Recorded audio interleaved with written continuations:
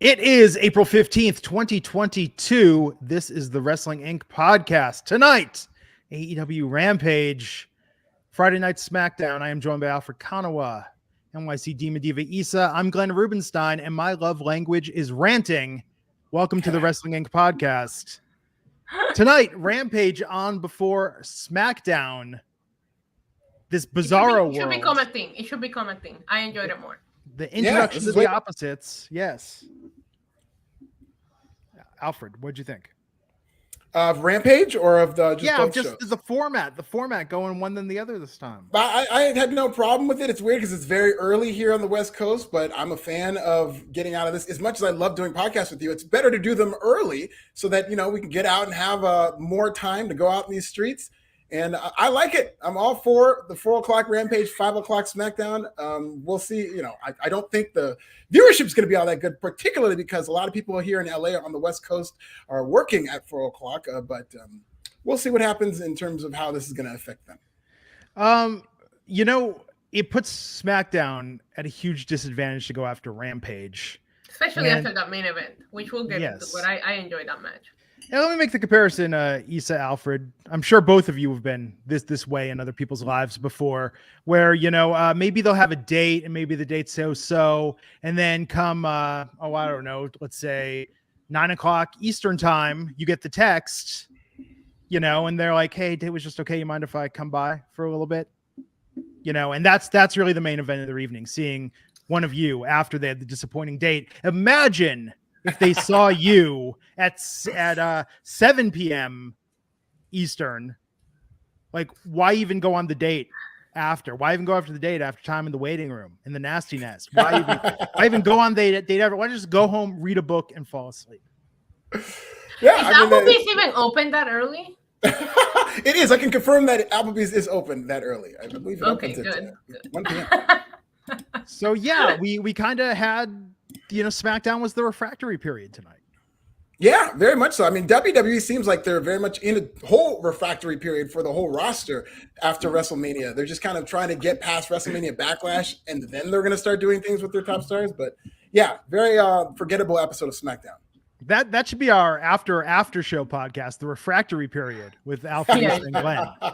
I like that. Yeah. We'll do it while smoking cigarettes. We're just laying down. So I go, woo, that was a good podcast. Yeah. And be like, you know, I'm not even sure why I'm into the things that I'm into, but you know, I make it work, you know?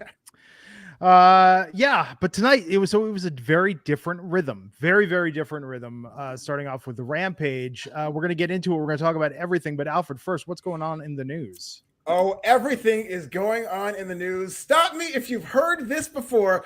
Tony Twitterfingers is running wild all over Twitter, ladies and gentlemen.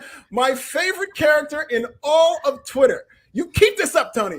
He is getting messy on Twitter now. As we know, they had the debut of Satnam Singh at the end of AEW Dynamite. Not a lot of people like that. We were talking about that, me and Justin LeBar on the AEW podcast this past Wednesday. A lot of people upset in our chat.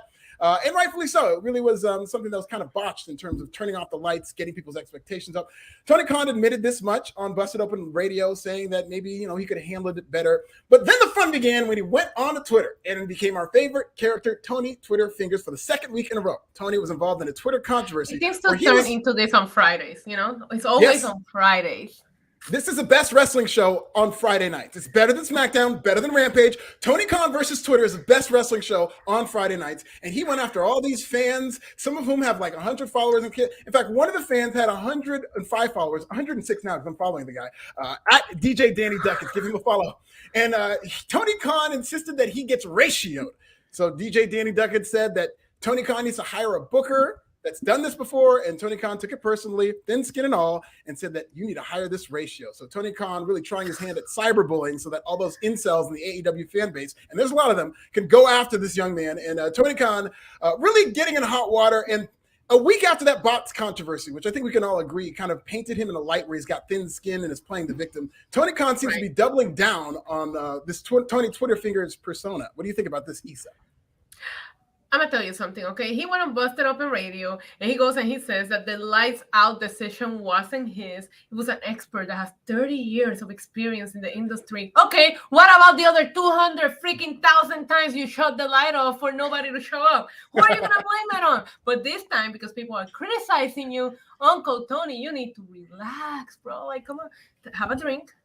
And stay out of Twitter. Stay out of Twitter. No, don't do it, because I find it quite entertaining. Oh God, please don't do like, it. I freaking love it, especially on Fridays. I'm like, you know what? Let me see what Tony Twitter Fingers is doing. But I thought the ratio was cute. It reminded me of when I lose an argument, but I still gotta have the last word and just say something that's completely unrelated to the argument just to get the last word in.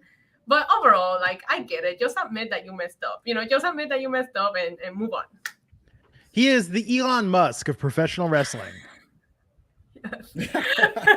He might try to buy Twitter like Elon Musk, because these billionaires, this is the thing about billionaires, very thin skin, not a lot of self-awareness. So when they see stuff like this on Twitter, instead of just kind of letting it roll off their skin, they're going to want to control that narrative and control everything. That's why, one of the reasons why Elon Musk, whom I do like sometimes, is trying to buy Twitter. He wants to buy that control over what people say about him and his company. Well, Tony, I just want to put it out there. I know you watch this podcast. I am for sale for a very reasonable price. What? How much are we talking? Wait, come on. What are you? What's are you selling your wholesaler or services? Like, what's going on? Well, how many flowers? How many flowers are we talking? 1,000 flowers? 2,000 flowers? Alfred, I know where you're getting that link from. Hadn't thought about that since they shut down that section of Craigslist. But no. No, look, I think, if I'm saying, Tony Khan, if you want the Wrestling Inc. podcast, if you want to own Tuesdays and Fridays, and you want this to be all AEW, and, Vince McMahon is buying bots to troll you, if you want me to push your agenda, we'll negotiate. I don't want to say a starting price, because, Alfred, I might be valuing myself too low. Sure. But I'm just saying I'm open. I'm open to shill for AEW. You gotta wait for him to make an offer, and then you're gonna counter offer the offer. Well, I think sometimes the problem is people don't get offers because we don't put ourselves out there enough and just let them know that we are for sale as media personalities. Yeah. So why not, just fully go out there and let it be known that for the right price, Tony, I'll be Tony Twitter Figures is a genius. I'm not for sale, Tony. I'm not for sale, Tony. But you can subscribe to my OnlyFans. Well, let me tell you something. I'm right there with you, Glenn, in terms anybody who has any dirt that they want to share with me to make the other company look bad, I'm open for business. I don't care who you are. If it's going to bring people to my Twitter, if it's going to get me in the stratosphere, I'll do AEW Fast Nationals, I'll do MLW Fast Nationals, I'll do WWE Fast Nationals. I'm open for business, and I'm an expensive hoe, but I'm open for business. And with that in mind, check Alfred's Twitter feed tomorrow for Fast Nationals for tonight to see how SmackDown. The streets are going to send the numbers. The streets are going to call in sooner because the show ended earlier, so we're going to hear from the streets pretty early on. Right. But Alfred, I have a conspiracy theory. Are you ready? Yes. Okay, so my conspiracy theory is that Tony Khan keeps changing the time slot for Rampage to call out bots. So like bots are not gonna figure out what time Rampage is on. It's like how you have to prove that you're human on computer. Only humans can figure out what time the real Rampage is on. So he knows that the number of people watching are actual humans. Think about it. Is brilliant. That's exactly what I think is going on. He's trying to get around the bot. He's overthinking himself now. I love that idea. Yeah.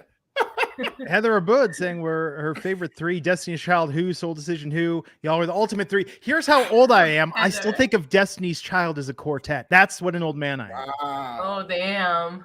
Yeah. They really flexed that last woman out, that poor woman. But thank you, Heather. Shout out to Heather. Two they got. Love Heather. Elite company that she put us in. Wow. She would have said Black Eyed Peas, or the Fugees, then my life would have been set. There you go. I can't believe Black Eyed Peas replaced Fergie. Where was the outrage over that? Yeah. I feel like as a nation, we really should have flexed our voice. But realize that Fergie had replaced someone too when she came in. So was there singer before Fergie? Oh, there was a singer before Fergie, and Fergie replaced her. So, I remember before they had. You gotta go down that YouTube rabbit hole, buddy. Well, I remember originally when will.i.am did a guest track. I mean, will.i.am was on Ruthless Records. He did a great guest verse on Blood of Abraham. A Jewish hip hop group signed to Ruthless Records. Great collab with young will.i.am and Eazy-E and Blood of Abraham. And then I remember seeing them live without a female vocalist on their first album, but then I just That must remember have been when they Fergie were was transitioning. That must have been. I'm gonna send you Yeah. the documentary. I think it was Complex. Somebody did one on Really? YouTube. It was really good. Yeah. Oh, I will watch that. I will watch the hell out of that. Fergie. Oh, by the way, follow up. I was talking about, and this, there should be a class action lawsuit over this. I was depressed and excited because I saw on Bandcamp and bands in town, Fergie was playing Las Vegas. There's a DJ Fergie who's doing dates just under Fergie. I would burn that venue to the ground if I showed up for a Fergie show and it was not Sarah Ferguson. Cease and Or desist. Stacey Ferguson, pardon me, Stacey Ferguson, the true Duchess. Yeah, like what's up with that? Oh, by the way, Fergie's first solo record now in spatial audio on Apple Music. We were listening to London Bridge in surround sound the other day. It was Amazing. fantastic. And if I may say, I think her national anthem performance was underrated. Like, this is no joke. This isn't me just being a troll. I think Fergie, like, okay, the national anthem thing is one thing. I think her solo records are actually fantastic. I thought I was the drunk one. And she has done some amazing singles. Fergalicious, amazing single. MILF Money, amazing single. MILF Money is one of the best songs of the last 20 years. I was just listening to Glamorous with Ludacris. That song still slaps. She's so good. So good. Now, speaking of, you can. Go ahead. No. Let's hear some super chats. Let's pay some bills. Steve Let's get Marcucci, this money. $4.99. It's successful. Maybe it's Tony Khan. Tony Khan. Now, I just want to make this clear, Tony. Don't do it through super chats. This has got to be direct. I want some like offshore Venmo. We'll figure it out. We'll come up with something. We can put it on my overseas account, you guys. I'll make sure you guys get it. There you go. My entire life I've wanted a Swiss bank account so bad. Like as a kid, I was like, oh, one day I'm going to get a Swiss bank account. I need to get into that. But Steve Marcucci, $4.99. As successful as AEW has been, if Fox moves SmackDown to Wednesday, they'd be in major trouble in only a few months. Agree? If they put Roman Reigns on the show, like what the hell, man? What a waste of my time. Now Roman Reigns on SmackDown. Yeah, it would definitely be trouble for AEW. I'm trying to think I think SmackDown's ratings might be a little better because Friday night is just a bad spot. Even for SmackDown, which does pretty good numbers in 2 million, they might be able to boost that viewership. But at the same time, going head to head with Dynamite, which would be counter programming them, might hurt them as well. And they might go under that 2 million, I think. Yeah. But I think it'd be close. I think it'd be closer than WWE would be. Credit for I Am Air. Haven't seen you in a while. $1.99. All it takes to be on Wink's good side is buy a super chat. Thank you, I Am Air, one of the best members of our community. See what I did there? Super chat, everybody. Monkey Armada saying, Glenn, your music tastes are questionable to say the least. Don't listen to that, Glenn. I like a variety. I like a lot of really good music, and I like a lot of music that is flamboyant and just does its own thing, man. You know, expression. What else we got? Well, we were talking about changing members in the Black Eyed Peas and Destiny's Child. Let's talk about changing names. As backstage, there's now an edict to change all these names, where, of course, we've seen Walter become Gunther. We've seen Ludwig Kaiser after he was Marcel Bartel. We've seen Theory after he was Austin Theory. The only exceptions being Cody Rhodes and Gable Steveson, who are going to be able to market themselves based on being big stars outside of WWE. So now the edict, we're going right back to everybody getting fake names. Nobody's going to get to use their names for the indies. What this tells me is that the reality era, which I think has been over for years now, we all know, but it's officially dead, to where WWE is completely moving away from this era of bringing in indie guys and, trying to get them over and more or less building NIL talent, building everything from the ground up. And I'm for it. Okay, I know the internet wrestling community is not going to like this, but WWE tends to get behind a lot of their homegrown talent when they build them up. We've seen Kurt Angle is of the NIL mode. Bianca Belair is the same thing, and she's become a big star. Brock Lesnar. So maybe they'll be able to build another star in that mode by creating them from the NIL. But another edict is that no more real names, and they're going to be changing a lot of names. Issa. Yeah, I don't get surprised by this anymore. I feel like if WWE doesn't own the name, they're just going to try to change it unless it's somebody that's already so established that they can't really pull that, that move on them. They want to have the rights to these names and whatever they create under this character. So it's a business decision at the end of the day. Yeah. And, it helps put them at a slight disadvantage when they end up going over to AEW or Impact. They have to come up with something a little different. Yes. And apparently Austin Theory's name was changed to Theory, not because of Steve Austin, but because his real name is Austin White. And so they didn't want him using his real name. So now he's just Theory, which I really don't know if that's a good name, but yeah, I'm sure we'll get used to it if it gets over. No, we won't. Let's talk about this money. Final news story. We're going to talk about dollar amounts for WWE executives per the SEC filings that were released. WWE Chairman CEO Vince McMahon makes $2 million in terms of his WWE salary. Nick Khan, $1.2 million. Executive Vice President of Global Talent and Strategy Development, that's Triple H, as well as Stephanie McMahon. Both of them make $730,000 each. And then Frank Riddick, who is the Chief Financial and Administrative Officer, makes $850,000. Now, of course, this is just their WWE salaries. I know Vince McMahon is a billionaire. He's got stock options and whatnot. It's not including any of that stuff. So these are just their salaries. Any reaction to that, Glenn? Lower than I thought it would be. Yeah. Yeah, it's about where I think it usually is. I think it might be a little lower for Vince, but... And with inflation and taxes, it's like they owe the government. They're in the hole. They're in the red. Yeah, this poor millionaire. He's just a millionaire. Yeah, he's just a millionaire, but this you don't is why want him to go, we work on us, so let him make a humble salary, This is why we can't raise taxes on the ultra rich, because when we get there, we don't want to feel that pain. Absolutely. And if any of them would like to send in super chats, more than happy. And they're tax deductible. Oh, I forgot one. I'm sorry. Alfred Konuwa, who is chief reporter of Fast Nationals, gets $250,000 from WWE. So a lot of money being at least they're paying you more than Tony Khan is only paying $200,000 to Brian Alvarez. So at least you're $50,000 ahead. Oh, he's getting screwed. Hit me up. I'll introduce you to my agent, Brian Alvarez. We'll get paid together. It's just insane because when you look at the real compensation, like that's just a drop in the bucket compared to stock bonuses, performance goal. They're making money hand over fist. That's just the that's just the W-2 wages. No, absolutely. Yeah. This is just is probably a little to make their taxes look good. And, some Roger Goodell of the NFL, there's been years where he paid himself a $1 salary, but that's not what he really lives off of. There's other ways that he makes money. Yeah. And there's always other ways to make money. Oh, yeah. Okay. How do you what are the other ways? You figure it out. You just figure out what your talents are and how to capitalize off of that. There's always other ways to make money.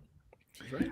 I was talking about this with someone. I'm not one of these people that's entrepreneurs are born, but I do think most people I know that are really successful in business started at a really young age. I mean, I was bringing soda and candy bars to school to sell to my classmates in grade school because I was looking for some sort of hustle for something. I used to sell homeworks in school, and I had different levels. Do you just want to pass the class? That's the cheapest level. Do you want to get an A? That's going to cost you more, but it's a well-done homework. And none of them said the same thing, so the teachers would never know that they were duplicated. I was making bank.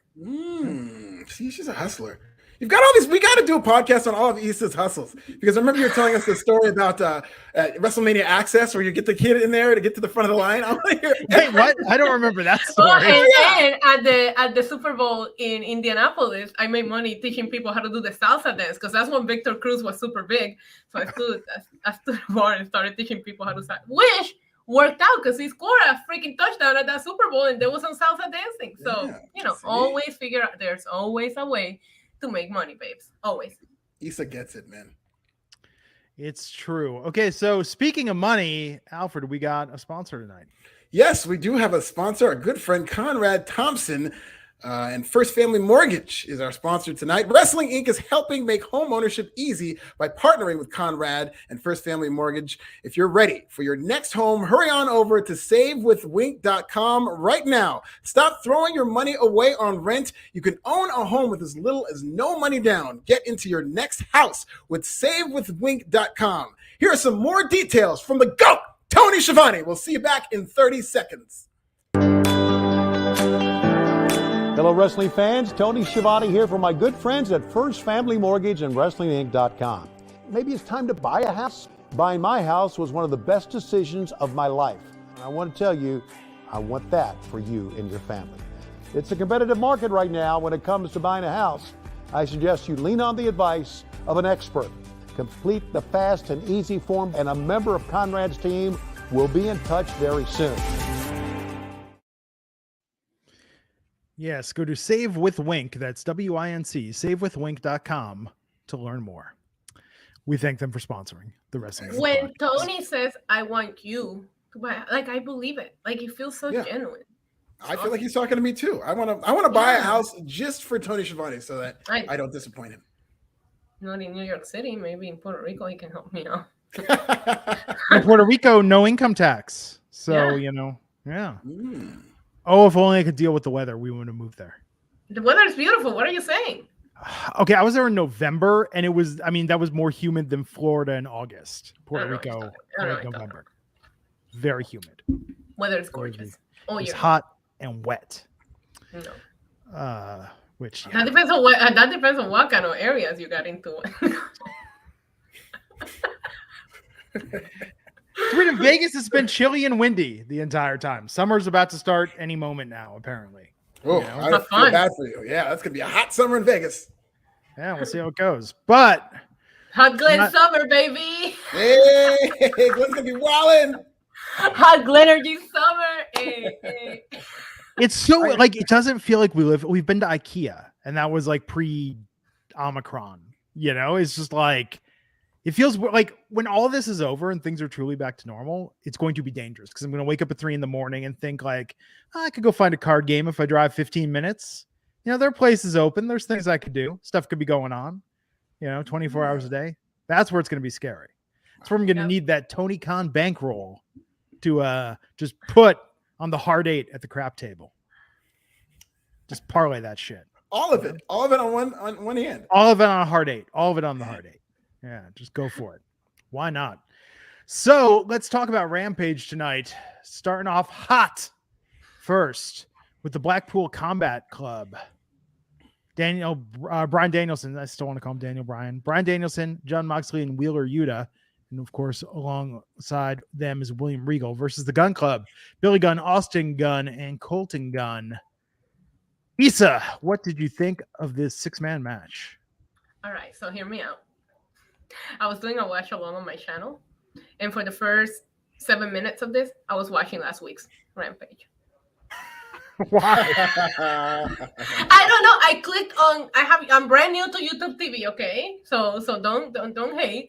So it said watch Rampage. So I click on it, and I'm like over there narrating with the whole show, and the whole chat is going with it too. I'm like, are you guys not watching? Like, am I the only one watching? One person was like Wheeler Yuta. Like, I'm calling out Wheeler Yuta and Brian. They were like, Issa, you're watching last week's Rampage. So I caught the ending, and what I did catch looked good, but I'm gonna let you guys talk about this match because I was watching the Raw Rampage. Alfred, what'd you think?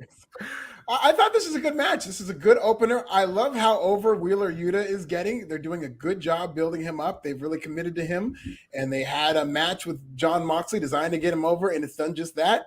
And he got the pin tonight over Billy Gunn, who was like 3 times his size, as he is with pretty much everybody in AEW. And it was a good match. It was fun. I thought it was a lot of fun. And I thought it was funny that after the 3 count, Billy Gunn kicked out and like where Yuta went flying across the ring. But this is fun. No, Blackpool Combat Club is like the West Side Connection of AEW.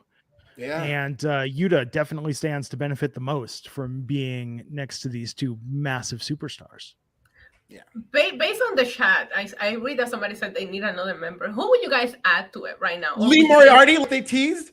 I remember when they said Lee Moriarty. He didn't even let me finish. Daniel Garcia, and they said Wheeler Yuta. So Daniel Garcia went off with Chris Jericho on them, and he's doing great. Wheeler Yuta's with the Blackpool Combat Club. He's doing great. Where the hell is Lee Moriarty? He's on catering. Good answer. I was going to say get Mac 10 from the West Side Connection. There you go. Let's just bring this full circle. Dub C. Maybe Dub C can come up. Man, West Coast Connection was so over. Remember how over they were for like 6 months? Yeah, they're still pretty over. They'll always have a place in hip hop's heart. They're true, but I'm saying for like one group, for one album, like I mean, like the Firm didn't make that kind of impact for like a one album deal. They were like the Power Station from the '80s, but with hip hop.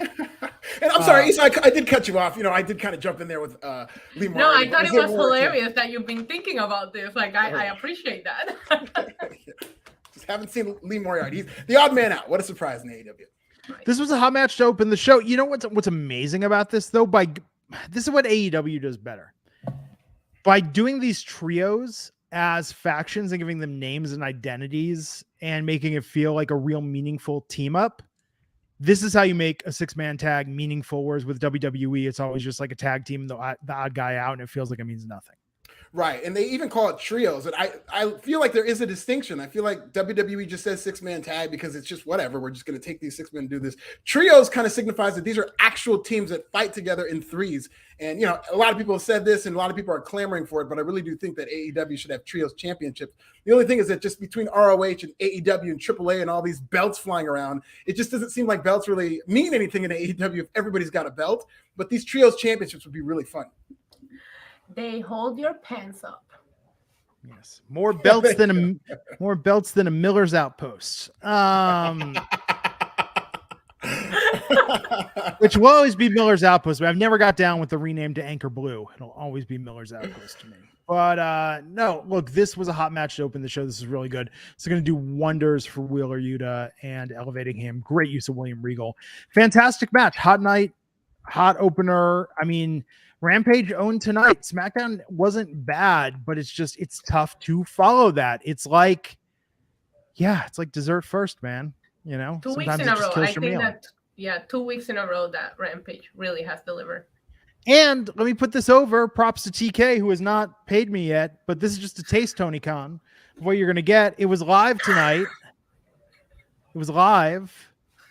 How much of a difference does that make? If this had been pre-taped tonight, it would have been like, okay, I know what parts I need to look out for, but I'm just going to, I don't think the live thing makes too much of a difference. I actually think the benefit of a pre-tape is if there is something big like a title change and it's pre-tape, the ratings will be huge. That's like something that really doesn't happen live if you don't know what's going to happen. And just empirically, if you look at the ratings between live and tape, they're really not that different. Yeah, they did a pretty good number last week, and they were pre-taped because of the Wheeler and Mox match had such a good buzz going around there that everybody tuned in to watch it. Yeah, that's why that and Tony Twitter fingers, I think. But the main thing was people were saying, I was very much looking forward to it because they were saying this is the match of the year, and I was like, well, I got to tune into this, and that really helped being pre-taped. That's the exception, not the rule. How many weeks are there where we hear the buzz before and it's like, okay, there's one good match to look out for, but aside from that, like this was just basically a bunch of dark matches after Dynamite. But I personally think both weeks I didn't mind watching the entire show to get to the match. You know what I mean? Because I thought there's only one thing that I would have taken out of today's Rampage, and we'll get into it. But outside of that, I thought it was very enjoyable. It was good. Brian Barry, and very, very hot opening the show. Brian Barry, $4.99. I wonder what Gangrel thought of last week's new Brood. That shit was that way out in left field. Is he talking about Edge's stable?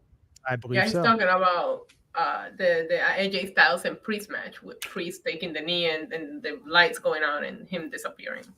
What do you think about he didn't disappear. Like they just the match just ended and then we come back from commercial and nobody talks about it. Yeah. Like, did we imagine that? Like, what just happened? Look, I hate to use the words that I'm about to use, but because Edge is involved, I am going to let it play out, my friend. Hey. Look, if you're doing a vampire or Lost Boys thing and Damian Priest is involved, he better be the guy on the boardwalk playing the saxophone, yelling, "I still believe." Like, don't miss out on this opportunity. I'm liking it less, and I really did like the Edge new character the first couple of weeks when he's kind of developing it.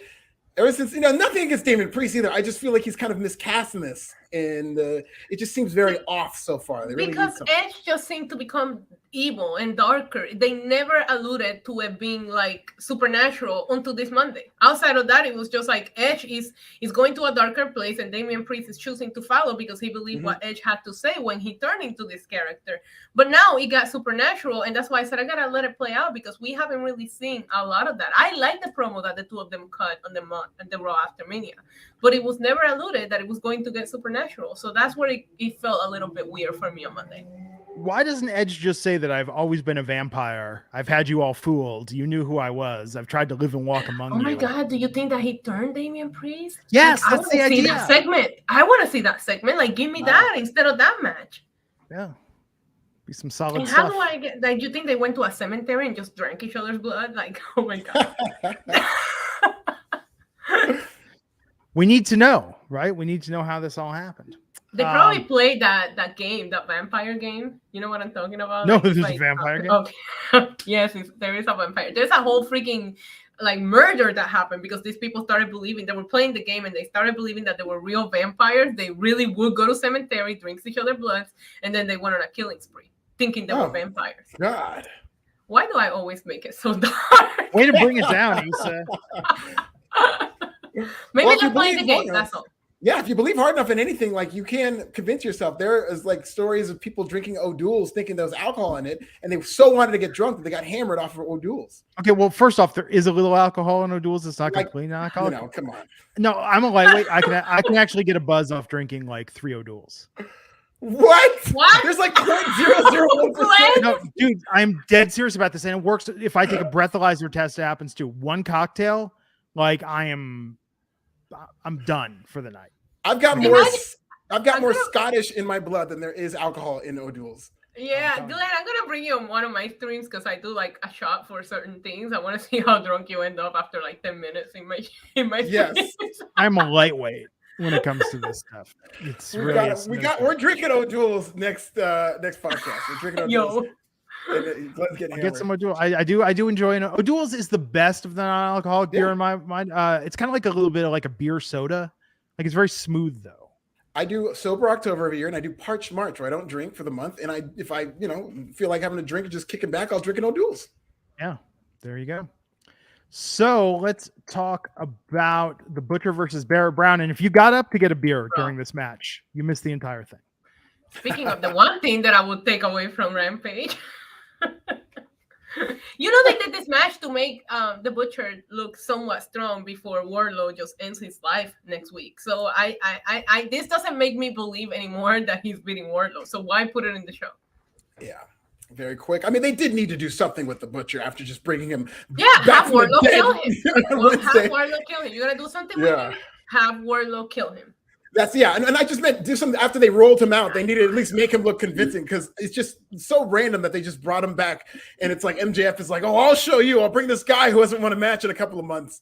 So he had a powerbomb. That was cute. If the Butcher is done with the Blade and the Bunny, who would you have on the AEW roster to become the Baker and the Candlestick Maker to pair with the Butcher now going forward?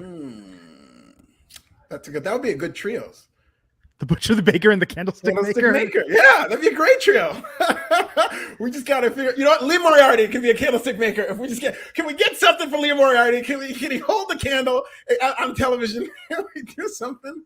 I will make Britt Baker the Baker just because of the last name. Oh my God! There we go. That's awesome. Meant to be. Meant to be. Go from a dentist to a baker. That's her new gimmick now that she lost the title. Brian Barry, $4.99 saying I'm just waiting for Edge to cut a promo in a casket. Listen, safe bet. In a cemetery. They gotta be on a cemetery. Yeah, did we get Bray Wyatt coming back to confront these two by SummerSlam? Oh my gosh! The Undertaker saying it. I've heard some whispers to confront them. What about to join them? I just think Bray Wyatt's too big to be part. Him and Edge as the same group seems like you're crossing swords there. I think they should be apart. But if he joined them, that'd be good too. No, what happens in sports? When we're watching real sports, we want our favorite teams to get all of the big names they can get. So why can't Edge go out there and get everybody? Free agent spending spree. He could be the new Tony Khan. He could be a dark Tony Khan going out to get all the free agents. Edge to their fingers. Coming soon. So Dustin Rhodes is going to face CM Punk on Dynamite on Wednesday. Who's winning that match? Who do you guys got? Oh, Dustin for sure. No, I got Dustin in a squad. I got Dustin in a squash. I'm gonna go with CM Punk because you know what? It's going to be a great match. It's going to be a fantastic match. No doubt in my mind, this is going to be a great match. Mm-hmm. He's an overachiever. Dustin Rhodes, especially this run, very underrated in terms of being able to rise to the occasion. Remember that match he had against Bryan Danielson? It was one of the underrated great matches that happened. It was on a Saturday night. Nobody was watching, but it was a great match. There has been a lot of Dustin Rhodes matches that I have enjoyed, and I still think Cody's best match in his run at AEW was the one against him. Definitely. Yeah. I mean, that was actually, I think ultimately that's what hurt Cody, was that he had such an amazing match there, and it just kind of slow descent from there. I know what hurt Cody, lighting himself on fire, like literally hurt him. I'm telling you, you can trace this back. The neck tattoo was the point in the graph where it all starts to go down. I think he jumped the shark with the neck tattoo. Interesting. That could have. I'm telling you, do somebody get a data scientist out there, make this happen. Yeah. Let's map this. Let's figure it out. Owen Hart Foundation women's tournament qualifying match: Ruby Soho versus Robin Renegade. Ruby Soho sighting finally. Yeah. Yes, and we got some twin magic with Charlotte Renegade switching places. Very interesting that they're doing this. I'm glad to see Ruby Soho back after, I believe, it's 115 days. I mean, I think, was a prize acquisition. And that's the good thing about this women's tournament is now we're going to get more focus on the women's division. And much like that TBS tournament, I feel like this is top heavy. This is another tournament where I could see multiple people, more than 2 people winning this tournament, whether it's Toni Storm, Ruby Soho, Britt Baker. Maybe Red Velvet gets in there and wins it for the baddie section. But this is going to be a good tournament. Yeah, does this count as 1 victory or 2 for Ruby Soho since she beat the twins? Also, do we think that the 30-year experience expert booked the twin magic, or was that Tony Khan? Is he gonna wait to see how the fans react and then tell us who booked it? Who's Tony gonna blame for this one? Tony just texted me, and I'm just going to say that anything bad that happens on Rampage tonight or in AEW in general is the result of the 30-year expert. Anything that you loved, Tony Khan's doing. Oh, perfect. So I hope he blames this on 2 people who gave him advice who have a history on reality TV, particularly Total Divas. I mean, Brie Bella has to be hanging out backstage, right? Does because she? Her husband works there. Well, I don't. She does not. They actually posted a video not too long ago of Brie going, little birdie going around interviewing people and hanging out backstage. So look, Brie Bella booked this. Brie Bella booked it. Telling me right now. Look, if you've got identical twins, you need to do this. This is. Is that legal? Is it legal in some countries? Is that the law? You have to maybe not if you're impersonating yourself to someone they're married to. Maybe that's against the law. But I think for a match like this is, I don't think the laws cover this, Issa. I think show me in the Texas. I want to see the independent study, Glenn. The independent study that says that if you have twins in wrestling, you have to do twin magic. Show me where in Texas, Governor Greg Abbott tomorrow will sign into law and say in a wrestling match, twins cannot switch places. Oh my God, that'll be amazing. It is illegal in wrestling. I mean, forget the law of the land. Within wrestling, it is illegal, but it is something that what's old is new again, and it's always going to kind of get over. And here's the thing that made it work, I think, even better is I didn't even know that Robin Renegade had a twin sister, and so it was even more of a surprise. Yeah, I can't wait for Elias and Ezekiel to start doing this. Yes, twin magic. That'd be funny. And then he comes into the ring and he's his clothes are halfway on. He's still trying to get his clothes on. No. They only when they do the twin magic, it has to be shots from the back because one doesn't have a beard and the other one has the beard. So you can't really see them. It's gonna be amazing. So I'm calling this right now. This Elias thing, it's gonna run its course. I think it's gonna be at one point it's gonna get very hot. People are gonna think it's very funny. I think they're onto something with this, and Kevin Owens is gonna make this work. I'm loving that storyline on Raw. Yeah. I think Kevin Owens helps it, and the way Kevin Owens is acting why are you all crazy? I think Kevin Owens added a lot. I don't know if it would have taken off if they would have just had Ezekiel come out and not had that interaction with Kevin Owens. Yeah. What if we find out that Ezekiel is in fact a different person? Elias that would be the best payoff possible for this. Somebody now that the storyline is taken off, somebody has to be booking lookalikes so that they can really make it happen. You have to start freaking. Alfred, you live in that area. Start looking at the casting calls and see if somebody's looking for it. I'm telling you, they gotta be casting for it. They have to. 100%. I'll take a look at it. I've often thought if I ever ran into someone I didn't want to run into, that a viable tool would be to lie and pretend I wasn't me. And maybe pretend I was my twin brother. I'm not sure I could get away with that, though. I think, if we can get Joe Gacy out here,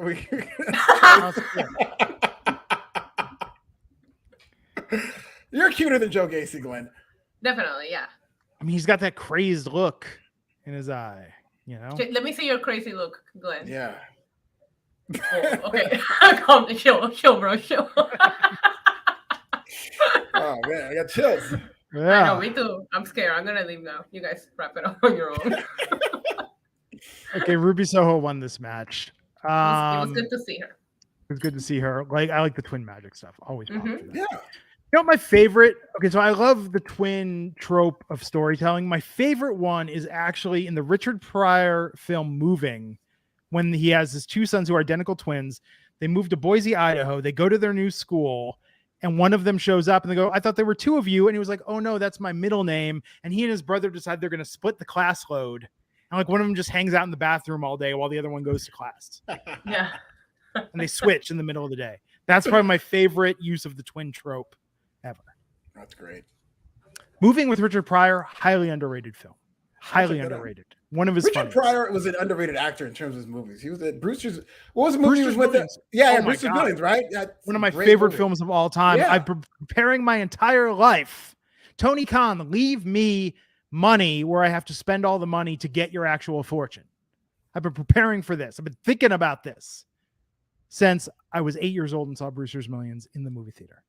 And should I ever get a fortune, my nephew Jay, buddy, this is in store for you. I'm going to set up a series of challenges for you to earn your inheritance.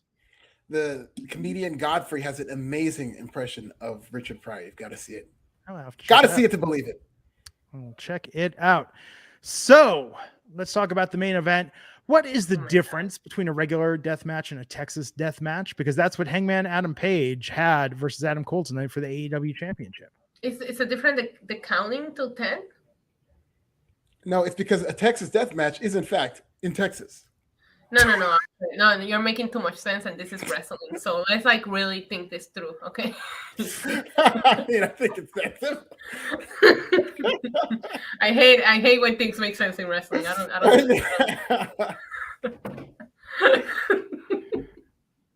This match was lit. It slapped. I loved it. I really, really loved it. Of course, there was blood, but it's AEW. When isn't there blood in the main event of Rampage? It's like it's actually, you know, in 50 states you have to bleed if you're in the main event of Rampage. So I really, really liked it. I was rooting for Adam the entire time. Really? Yes. I thought Adam was going to win too, and I was right. Yeah, same. Don't you love when you're right on your prediction? Yeah. I was very disappointed when Adam lost. My God, that ending, like, and it was funny because the storytelling that they did in the last 5 minutes of this match, when Adam Page is such an idiot, right? He's such a babyface that he just can't do this to Adam Cole. And then Adam Cole makes him bring it out when he realizes, I'm stupid. I really need to finish this guy. I fell for it because when he didn't go for it, I was like, well, screw it. Let Adam Cole beat him. Who cares anymore if he can't realize what he needs to do to win the match? And then seeing that side of Page come out, I was like, bravo to that amount of storytelling that they did because they played with my feelings and my emotions if I'm watching the match. I thought it was excellent, but another loss on Adam Cole's record, and this one does count, my friends. Don't come at me and tell me it doesn't count because it does count. And I mean, this was intense. This was a very intense match. Pay-per-view quality match. Alfred, give me your thoughts. It was. I really liked it. I liked the storytelling. I even loved how they were doing some callbacks to spots before, but Hangman Adam Page smartened up to where early in the match he tried to go for a moonsault, but he faked it so that Cole could do a super kick. And then he did the moonsault after. So it's kind of telling you the story that he's got him scouted. And then they just had some cool table spots. Really, you know, the violence at the end where he's rubbing the barbed wire on his face is a little hard to watch, but still a just really old school Texas death match. This is exactly what I expected. And I thought they were great, even as a come as you are where they're in street clothes. So this was a really good main event. And on Good Friday, the barbed wire crown that Adam Page put on. Yes. Like, I mean, come on. It was a nice touch. It was a nice touch. I vote though that from now on, when we do death matches, we put the name of the state that they're at in front of the match, like every time. Like, why does Texas get it, but we don't get a Wisconsin death match? Like, whatever happened to a Rhode Island death match? Like, I want to see that, you know? I don't know enough stereotypes about Rhode Island, but a Wisconsin death match, I'm pretty sure involves like cold winters and cheese. Yeah, absolutely. A Texas death match, you could shoot your opponent because it's an open carry state, you know? There you go, yeah. This was really good. Yeah, this was really, really good. I mean, look, AEW tonight on Rampage, the B show, right? The afterthought. It's often pre-taped Tonight, Rampage gave us a better time slot. This was right before the lead into SmackDown. They gave us a live show, and they gave us a defense of the AEW Championship with Adam Cole, one of the top stars in the company, contending. This was, like, hands down, just one of the smartest booking moves, one of the smartest programming moves AEW has made in its entire existence. And this just, like, this just left you spent before SmackDown came on the air. Yep. I was going to say, I'm curious to see, well, Alfred will give me the numbers from the streets tomorrow, but I'm curious to see how that first segment of SmackDown ends up doing, because I do think people might have needed a break, might have needed to get off, kind of like talk about, tweet about it before they actually were able to get into SmackDown, because I felt that way. If Tony Khan really wants to fuck with Vince McMahon, this is what you do week in and week out. Oh, no, I think Vince would love if he did this. If somehow there's some freak accident where this does a good number and AEW convinces itself that they need to go on 4:00 on the West Coast every week, that show will die a very slow death, because, LA is the second biggest market in television, and 4:00 when people are at work or in traffic in LA, that it's going to do a horrible number. The reason that they kind of had to go live for their time slot change when they moved to TBS from Dynamite is that LA was going to be preempted, and they didn't want that market to be affected because it's such a big market. So they made all kinds of changes to this show's formatting in terms of how it's presented, so that they can make sure it comes on at a certain time in LA. That's what they were trying to avoid, is what happened tonight. Why was it preempted tonight? It was I believe it was the NBA playoffs. Oh, yeah. Yeah, the NBA Yeah, but they playoffs started at 7:30, so I personally thought they were gonna put the world title match on the beginning in case they lost viewerships to people starting to tune into the playoffs. But the world title deserves to be on the main event spot, and I'm glad that's where they put them. This was fantastic tonight. I'm curious to see what it does in terms of the ratings. This was a great match. I think both Adams are at the top of their game. I thought maybe they might do something crazy and Cole could actually win this tonight. I believed. I didn't think it was a great possibility, but I believed it was a possibility. And the intensity of this, there are far worse ways to spend a Friday afternoon than watching something like this before SmackDown. Definitely. Yeah. A SmackDown without Roman Reigns. Bro. Like a world without heroes that Kiss sang about on the album The Elder. A SmackDown without Roman Reigns tonight. No, it's a whole week. We didn't see him on Monday, and I know he showed up half after, which I find that completely disrespectful. Should also be illegal in whatever state that we're at. If Roman Reigns is in your building, you show him to us. Issa, it's not a whole week without Roman Reigns, because we did see him on Young Rock. Oh my God, shut up. That made my whole week. Yeah, that was amazing.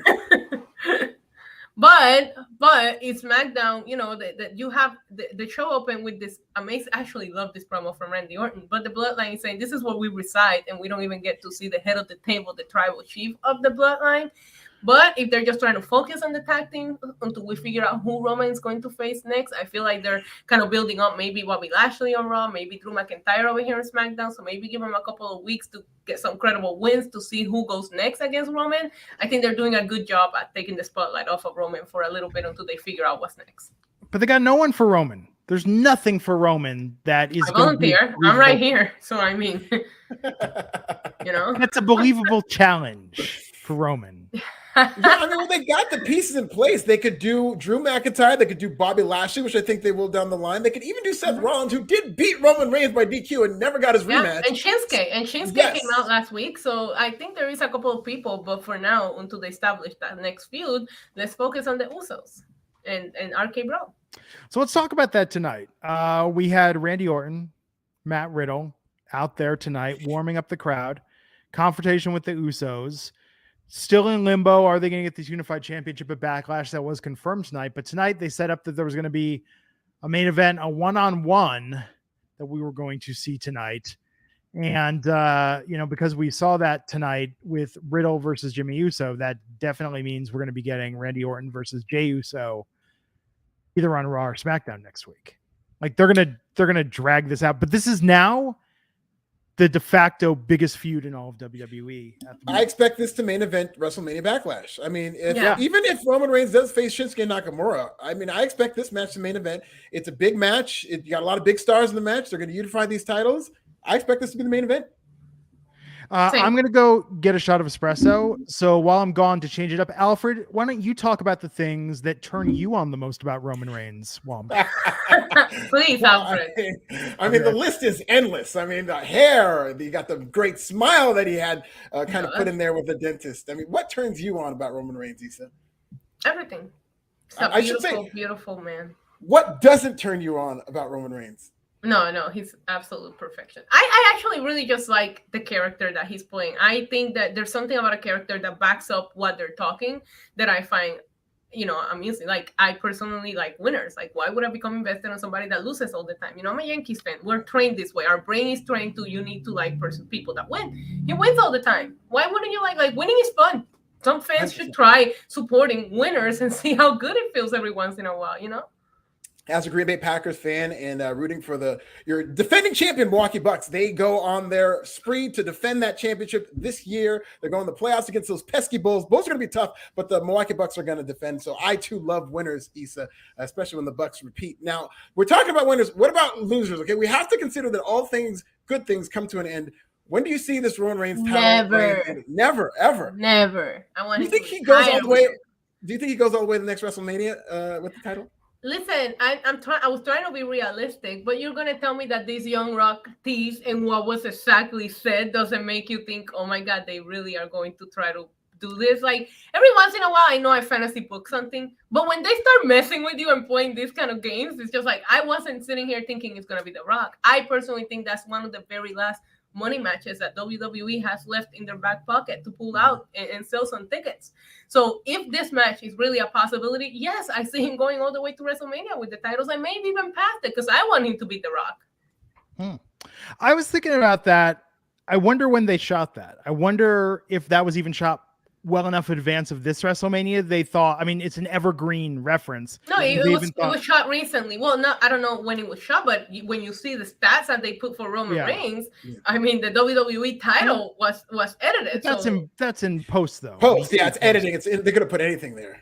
Right, but regardless, they acknowledge me. It was from this recent run. That's when it was, shot. Starbucks canned cold brew. This tastes terrible, by the way. We've had this. My wife had this from her last drive back to Northern California, and then we had a couple cans left. And I was like, "Oh, when I absolutely need some caffeine, this is what I will reach for." And this is awful. This is like the ones that I was telling you before we went off the air are not that bad. That one is bad. Just the little tiny espresso ones, which is like 2 shots of espresso with a little bit of cream, are much better than those. This tastes like reused coffee grounds that I've used to make coffee in a coffee can that I emptied some cigarette butts out of. And then the twice brewed coffee. Like, this just tastes like failure in a can. This is really bad. I'm not gonna drink the whole thing because I'm gonna be up all night. I'm gonna stay up late tonight playing some Fortnite, but failure in a can. What a description. This is really bad. And I could hang with mediocre. I mean, we all grew up on mediocre coffee. Well, I did. My generation grew up before. I grew up in Puerto Rico. We had coffee. Let me tell you, pre-Starbucks in the early to mid 90s, coffee was the thing you got at the truck stop, at the diner, the thing that your grandma made with Folgers. Like, that was the American coffee experience, unless you were at a fine eatery getting your espresso drinks, after an expensive meal. And so I grew up drinking mediocre coffee, and this is actually worse than that. This is absolutely terrible. Wow. I just didn't have the time to make a quick Nespresso because I wanted to get back here because I figured Alfred might not have a huge list about his turn-ons from Roman Reigns. No, it ended pretty quickly, but I did have a couple of things. Oh, there you go. I just like how he just is always glistening. He just always looks sort of just has this presence. He sparkles and shines.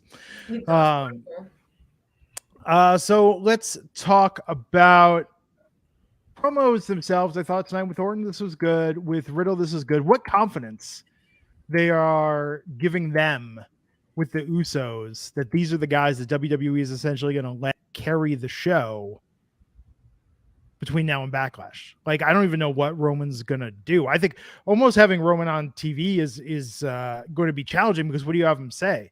He's going to be, remember like in the Too Legit to Quit video where James Brown is telling Hammer, like, go steal Michael Jackson's glove? That's basically the Roman Reigns role of saying, don't you come back here until you've unified those titles. Yeah. Did Hammer ever steal Michael Jackson's glove? I feel like that was a big plot point. I heard that was like a rumor, but you just kind of made me remember some things real quick. My favorite, there's Get On Up, the movie about James Brown. Yes. My favorite part of that movie is the beginning where James Brown, they start the movie with James Brown with a shotgun in a record studio, which really did happen. He's holding them at gunpoint, and a woman is on the ground, and he goes up to the woman and he goes, "Come on, get up, get on up." When he's holding her at gunpoint, he says the title of the movie. I thought that was great. You can't. It's like I remember reading an interviewer that was interviewing Billy Corgan, owner of NWA. And Billy Corgan picks up in a car and asks the interviewer, "Want to go for a ride?" Which is a line from Smashing Pumpkins Zero. Like it's got to be weird that certain phrases are just ruined for you as a musician because you can't say it. It just is going to sound too, it's just going to be too cliche. It's going to follow you the rest of your life. Yeah. You think Roman Reigns is ever standing in line, at Starbucks and they're calling out of their orders? Think he ever stands there and just says, "Excuse me, could you acknowledge me for a second?" You can't say that. It's too awkward. Yeah. It's too weird. That sounds like a good Starbucks commercial. You probably just anyhow. I want you to know that as you were saying that, my dog just stood right here, and I believe he wants to be acknowledged. That's all. My cat Simon's that way. Simon just meows, and that's really what he wants me to lift him up like a little baby and pet him and tell him he's the best cat on earth. But that's what he's meowing. He's saying, "Acknowledge me." Yeah. So last week we had Liv versus Sasha. Tonight, Naomi versus Rhea Ripley. God. This was awesome. This was a fantastic match. Love seeing Naomi and Sasha. Such megastars. They should not be losing, but what this says to me is they are 100% retaining those tag team titles since both Rhea and Liv beat Naomi and Sasha individually. I believe that is a recipe for retention. Yeah, I thought they did a good job with this match because you don't want to see them lose, but at the same time, we are all behind this. Let's make Rhea Ripley amazing again. And you are slowly building Rhea Ripley back to what she used to be. And Naomi just keeps putting just bangers against anybody you put her in there with. And it needs to be talked about. Like every match that I see Naomi do recently, especially since that main event against Charlotte, is just being a must watch. You have to sit down and pay attention because she's just putting on some incredible matches. So I really am happy for these women making these tag team titles important for once. Yeah. Naomi's on a heater for sure. And I like this match. And they're definitely going to lose because the plan just seems for weeks that they're going to break up Rhea and Liv. Yeah, Liv. That's the build. Beat that crap out of Liv Morgan and probably join Edge and Damian Priest. And maybe the group picks up some steam once that happens. I actually think Liv would be a really cool addition to that group, but Liv's such a babyface that would never work. But Rhea needs to be a heel. Rhea was never really a heel. I would like to see a real Rhea heel run. Yeah, and Rhea is more of that zeitgeist, the occult with all the tattoos and the piercings. And her and Damian Priest are good friends in real life too. Yeah, I think if she's gonna join the cult, like she needs to. It threw me off today that her nails were long and pink compared to her look. So she needs to go to short black nails when she joins the cult. Just a fashion advice. And their talk show segment could be called The Hot Topic. Oh, there you go. I don't know if the young bucks are probably like that, sell some t-shirts. Yep. No, this was a fantastic match. I mean, look, Naomi and Sasha, top of their game right now. They both women deserve to be holding single championships, but as a tag team, they just can't miss. This was a really good match tonight. Rhea has always been phenomenal. She just doesn't get the right material. I thought this was good tonight. I thought her winning worked. But yeah, like Naomi and Sasha should retain those titles. And it's a low bar, but Sasha Banks is now part of the two best women's tag teams in the history of this division, you could argue, with Bayley and then now with Naomi, which they're actually giving them a real push. So they're good for Sasha Banks. Yeah, this was good. I saw more about the fallout from Madcap Moss and Baron Corbin. We saw Drew Gulak backstage. Was this just for tonight? Is he really trying to transition to a backstage role, or is this just a setup for why they could have him tap out to Charlotte tonight? I think they're setting him up for a backstage role. And regardless of what this is garbage. I hate this decision. And when we talk about this segment, well, I'll get into it. This is absolute trash. I mean, what if he starts doing PowerPoint presentations before every interview, showing the research that he did on the person he's about to work? Drew, I mean, that gimmick still has so much life in it. And they use him like this in the new 2K game. Like, he's the one that does the tutorial. There's multiple storylines where Drew's going to coach you and put you through challenges. Drew should have these projects. He should be the guy that shines up the superstar, gets them to the winning thing, and then they have a fallout. You could repeat that storyline with Drew 5 or 6 times and it wouldn't get old or tired because he's so goddamn good. Yeah. And I hate that this is where he's at. I mean, maybe commentary if we're going to search for something, but I think he's such a dynamic personality. He's made like the dumbest stuff work. When you think about what he was doing with the no-fly zone and no chance, the no chance thing is the most brilliant play on WWE terminology, I think, ever since probably Get the F Out. Even though I did make that joke 5 years before, but yes, it was a funny joke. It was good. But I'm saying, like, but for WWE, that's clever. WWE is not clever. Definitely, yeah. Like that by their standards, was, Bill. And I just thought, I've been a fan of Drew Gulak. One of the hardest I think I've ever laughed watching wrestling is when he was doing those PowerPoints and you saw the screen, it was like slide 1 of 96. And it's like, the idea is that he's going to go through all 96 of these slides. Like, that's hilarious. Microsoft was retweeting him in WWE during that era. He was so over. And I hope this isn't like, what do we do with Drew? And then he's on his way out. Because, I mean, but that being said, this guy, man, he could be a megastar in AEW. He could actually boost Impact's ratings if they let him fully run with his creativity. He'd be an asset to any company. So I hope he's not really on the way out. But yeah, this interview with Madcap Moss was whatever. But then we had Madcap Moss versus Humberto. Tonight, Madcap getting the win. Alfred, Madcap Moss, America's sweetheart. Are you falling in love with him? Yes, I know. I've been in love with him since before he even turned babyface. I think that they're really going to give this guy an actual push. If you saw how they were booking him and how Humberto was just bumping like crazy for this guy, like doing flips off of every bump, they really want to make this guy look like a powerhouse. They got to get him away from that gimmick in this gear and just have him be a real person. But I think this Madcap Moss thing is going to end up working. So you don't have a long list of things that turn you on about Roman Reigns, but you're going to say you're in love with Madcap Moss? Love those quads. Love the calves. He shows off a lot of legs. Got a great chest. Got nice I hair. agree with that. Madcap Moss is a very handsome man. He reminds me of Shia LaBeouf, but better looking. Yes, that's what he looks like. Which I believe has both helped him and hurt him through his career. But I feel like you're both bots. Like I seriously, like, I'm podcasting with bots, and I'm gonna have to speak to Raj about this. No, but Alfred, you're right. Like physique, I'm not the biggest physique guy, but when there's someone like him or Finn Balor or what Jinder Mahal did a few years ago, there are times when you look at a wrestler and you go, okay, I'm not a guy who thinks physique is everything, but you look at their commitment to their form and he is probably in the top 5 percentile of wrestlers on the roster who have committed to having the most shredded physique available. And they gave him like the dumbest gimmick. Yeah, that in no way, shape, or form. Because he could be out there with like a propeller beanie and a bow tie, and he doesn't need to look as good as he looks. Like he looks a million times better than this gimmick. Well, I think that putting his butt on the kid scam and everybody tweeting it all over my timeline just completely put me off of this. But I will agree with Alfred. Humberto, because we don't pronounce the H. Just FYI, everybody, don't say Humberto. But, Humberto.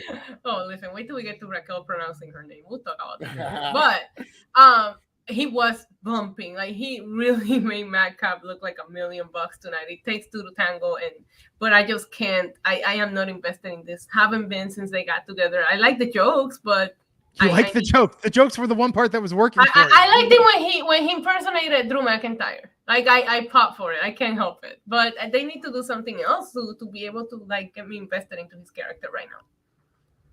Yeah. Maybe it's not him. Maybe it's the Lotarios that are taking me off here. No, it's a character. They've got to get. This is not something that can be. If they're really going to push this guy, it's not going to go to the top of Madcap Moss. Right. Yes. The Lethal Lovers, named so because they love the Lethal Weapon series. They are the biggest fans. DJ Lethal, huge fans of him as well. He was in House of Pain. Then he joined Limp Bizkit. Can't get enough. The Lethal Lovers, Los Lotharios. Well, they're fighting now. They're the latest team that's probably going to break up. Yeah, I can't wait. There is a good $5 in that feud. Yeah, if that. Yeah, it's tough. They're good-looking guys. They're charismatic. This gimmick, this is a C-level gimmick from 1987. Forever Menudo rejects, and you know it, Glenn. You know it. Yeah. I think Humberto could be in O-Town. No. Is that a compliment? I know. I'm saying like he couldn't be in. Now, granted, okay, Menudo. Remember? Okay, look. Do we need to talk about members of Menudo? Remember Puerto Rican Greg Brady from Menudo, whose name is escaping me at the moment? Like Menudo was not always, the Jordan Knights of the world, not always the heartthrob. Not everyone was a young Ricky Martin, is what I'm saying. Listen, you brought up Old Town, and I just want to give a very, very special shout out to Alexa Bliss because she recently got married, and she put Ashley Parker Angel on her story, former Old Town member who ended up having his own reality show and his own album. Great reality show. He's looking fine nowadays. Okay, I forgot about him. And then Alexa Bliss put him in the story. I'm like, oh my god, I remember him. The soundtrack to my life was one of my favorite albums. Let me go check out his Instagram. Favorite Soundtrack to Your Life as a song. Soundtrack to Your Life is in my top 100 songs of all time. It is the best. Yeah, me too. I love that song. It is the best Third Eye Blind song that Third Eye Blind did not do. And if Third Eye Blind had come out for that song, that would have been like their biggest. That would have been bigger than Semi Charmed Life if Third Eye Blind. But it was so much sweeter when Ashley Parker did it because he dedicated it to his unborn baby. And if you listen to the lyrics, it makes perfect sense. So good. It's like Crazy Beautiful. Crazy Beautiful is my favorite in that album. Really? Soundtrack to Your Life is that's like I can cry just listening to it. It is a fantastic song. When I was having. Did you see him? Did you see him? No, I've not seen how he looks like. He did not rejoin. Matt Moss ain't got shit on this. He looks shredded. I just took a look at a picture and he looks shredded. He did not rejoin O-Town for the reunion. No, he didn't. He shouldn't. He's bigger than that. He's moved on from that, I know. Does Jacob NSYNC was there without Justin Timberlake too? So what's with these? Of course they were. So it was just Sync, not NSYNC. They should. That's what should have been the gimmick for the whole wedding. Is they bring out Destiny's Child without Beyonce. Yeah, you had like partials of every like boy band. That's hilarious, actually. Wait a minute, ladies and gentlemen, the Rockers with just Marty Jannetty. I'm surprised NSYNC. It's only Ashley Parker Angel. I'm surprised NSYNC didn't try getting back together without Justin. Our UK fans will understand this. Take That, the biggest boy band in British history, got back together without Robbie Williams. Robbie Williams is a megastar, has a hugely successful his own career, and Take That still was selling out stadiums without him, just on the strength of the name. Wow. So it is possible. It is possible to make it work. Hey, the Spice Girls continued without Ginger, not successfully, but it did happen. Yeah. They didn't really have a leader though. I felt like they were like the Shield, where it's like everybody had their own power. JC's first album was underrated. People didn't give him a shit. Schizophrenic. Yes, it was a good album. Blowing Me Up with Her Love is a fantastic song. Yes, thank you. If Heather is still in the chat, me and Heather go back and forth on Instagram all the time about our love for boy bands. We talked about that recently. Here's what I want to know. Why don't more groups, aside from Missy Elliott and JC Chazé, include drum lines and marching bands in their music? Oh my God! Now you got me back to the Bianca entrance. Yeah. It was so beautiful. So good. So good. I'd love to see that. All of this. How did we end up here? Well, all of this that we're talking about, world's more fascinating than Los Lothario's singles feud will be when they break up. Oh, that's how we ended up here. I'm trying to reel it back to how did we end up here? I'm just okay. So in O-Town, you're telling me Jacob with his dreadlocks that Humberto Carrillo is not more attractive than Jacob when he grew out those ratty looking white boy dreads? Not to me. He's not my type. I sit over here and I drool over Roman Reigns, Randy Orton. You really think I'm gonna freaking 5 feet tall? I'm talking about my own personal preference, Okay. If you don't know what I go for by now, Glenn, we've been doing this for a year and a half, bro. He's got a type. One of these days, and why has nobody done this? I've thought about I'm going to find an AI simulator or maybe someone on Fiverr and Photoshop and put together all the different parts to have a physical manifestation of the girl they describe in O-Town's Liquid Dreams. Because they gave us a roadmap. I got the history of AI companions, and I actually watched it. It was a really good documentary, and I don't know why that showed up on my recommended, but I thought of Tony Khan. Maybe that's the documentary that he talked about, the independent study. I will say one thing though, for the record, I do love Bad Bunny, and he's very small and scrawny. So. Oh wow. I mean, I guess that would be the opposite of Roman Reigns. Neo Akira saying, I feel like Sugar Ray should be in there. Sugar Ray is touring with O-Town this summer. Yeah. It's really just Mark McGrath, though. It's not actually all of Sugar Ray. He was so good on Celebrity Big Brother, though. I liked him. I got to know very like, good the whole player. different side of Mark McGrath. Yeah, he was. All-time Celebrity Jeopardy record holder for performance on the show. So Rock and Roll Jeopardy, rather. So let's talk about Drew Gulak interviewing Charlotte Flair and ending with so it's gonna be an I Quit match at Backlash, and Gulak tapping out of the figure 8 tonight.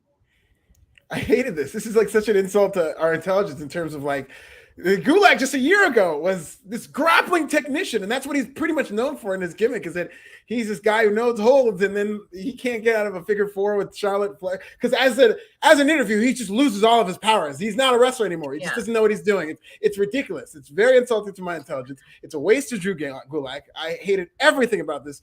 I am not opposed to Drew Gulak going the route of being an interviewer, because this is something that could get him over. And I think it still will get him over to a degree, because he's got great facials. He's got those kind of a puppy dog face, and he knows how to get sympathy. And you could do this to build him up as a wrestler against other like male wrestlers or whatnot, but just using him here as a throwaway, I thought was garbage. And I was just like, this is fake wrestling. This is stupid. If I was watching this with somebody who didn't watch wrestling, they think this is the stupidest thing ever. I do watch wrestling, and I think this is the stupidest thing ever.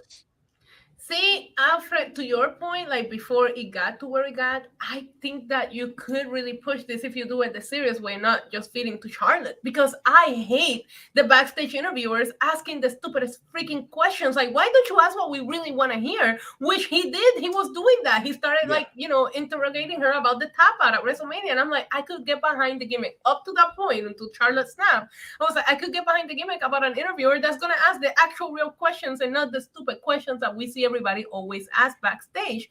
And then the whole thing fell apart. And somewhere, Brian Danielson watched this segment and cried. He cried because he tried so hard to make Drew Gulak look like the technician that he is, and then he leaves, and this is where he's at now.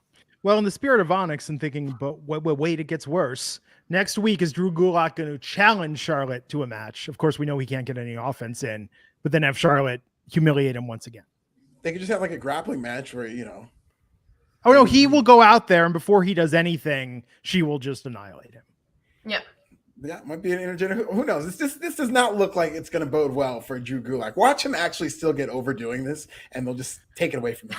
I like Neo in the chat saying maybe this is Drew Gulak's younger brother. Yeah, possibly. Yeah. You know what I would love to see? If Drew leaves WWE, I would love for him to pair up with Enzo again. And like manage Enzo and like manage Enzo's comeback through. I have forgotten about that pairing until you just made me go. Me too. Crap, I forgot about that. And I forgot how great Enzo. I mean that's a great what if. Is like, what if that thing didn't go down before Raw 25 with the charge or the allegations, and we got to see Enzo Amore through to the end because he was becoming a major star just in the cruiserweight division. Yeah, it's like I think about like I've gone back and watched. I don't go back and watch anything, but I've gone back and watched more of his run in 205 Live than perhaps anything else in recent years. Wow. I mean, just like a phenomenal bright spot. F in the chat for 205 Live, please. It did have some good times. Yeah. NXT level up. So, did you see Big Cass Instagram post how wholesome it was? That made my heart so happy when he talked about being clean and being sober and that he's found his happiness. Good for him. That's great. We need the comeback, man. Enzo and Cass is the movie. They just need the redemption and the comeback. The redemption story from the two of them. Enzo's been looking jacked lately too. I see him in social media. Put on a lot of muscle. Hey, they go to NXT 2.0. They'll be superstars. No, they'll be a level up. NXT level. No level up? Oh, no. Honestly, I'm going to just say minimum. I say Enzo and Cass back together again is worth easily 100,000 viewers on any program. Tony Khan. I don't know about that. Maybe you don't think so? Tony Khan, put them on Rampage. Put them on Rampage. That'd be fun. I didn't say 200,000. I didn't say a million. I said 100,000 viewers. That's fine. That will get them to at least 500,000. So still a lot because they'll have like big pay-per-views and that'll only do like an added 30,000 viewers. I'm telling you, but these guys are TV. Like in the sport of professional wrestling, the number one thing that's holding wrestling back right now isn't the quality of wrestling. It's the fact that it's rarely great TV. Enzo and Cass were always great TV. Yeah. Right. Agreed. I'm just saying more people were watching NXT when they were there. More people were watching Monday Night Raw when they were there. I'm not saying they're the entire audience, but they're good for something. Sure. Or something. No, they're good. They're good for the bottom line of ratings. Fernando Perez $4.99. They're probably going to have Gulak be an interviewer for next year, and at Mania have a bigger turn match like Pat McAfee did this year. Actually, Gulak versus Pat McAfee. They probably think Pat McAfee is a world's bigger superstar. That would actually be a phenomenal match. Pat McAfee might be the biggest star in that company. Listen, say what you want to say in terms of casual fans. Listen, I do comedy all around this country, and I've had this bit that I've been working out about WWE. I've had multiple. Now, people come up and say, I actually started getting into wrestling because of Pat McAfee. He is the key to getting casual people back into wrestling because he's got this big show where he's getting hundreds of millions of dollars to do, and really kind of starting to wake up the casuals when it comes to pro wrestling. Being at WrestleMania, and not just his entrance, the part where it really hit me was the music's not playing when he got in the ring with Stone Cold, and what the people were chanting was his entrance song. Until he took the stunner, people they didn't want Austin to stun him at the arena. They were in for them becoming buddies, and I was like, holy crap, this guy really is over. Pat is a huge star for WWE. And did you see how hyped he was about Drew being an interviewer today, though? Yeah. I thought it was funny that when after Drew Gulak asked his first question, Pat McAfee just muttered, "Great question." He's I'm telling you, we do not deserve Pat McAfee. We don't. He's great. He's absolutely fantastic. Yeah. So Drew McIntyre versus Sami Zayn. Come on, we weren't watching a live match. They just replay whatever they did last week. Yeah, Drew won by count out. Let's talk about Ludwig Kaiser yelling how everyone's going to obey Gunther. If there's anything I think we need more of in this world, it's scary, authoritarian, people yelling at us to obey. I feel like that's really been missing. But don't you feel like it's unnecessary because Gunther just looks the part? I don't need anybody yelling that you're going to obey him. Yeah. He just needs to stand there and you'll be like, okay, whatever you say, bro. I need Gunther and Joe Gacy in a crazy off at this point. I would have liked Ludwig Kaiser to be screaming this promo in German, just to make me more comfortable. That would have make me more comfortable. So well. What's wrong with speaking the native language of German? We can't associate all Germans with that. If he's screaming in German, he could have been saying. Voy a necesitar que respetes nuestros idiomas, ¿ok? Nosotros somos bilingües y hablamos otros idiomas. Y si te estoy haciendo sentir incómodo ahora, no te voy a pedir disculpas. Look how charismatic that is. See, that's what he should have been doing in his native tongue.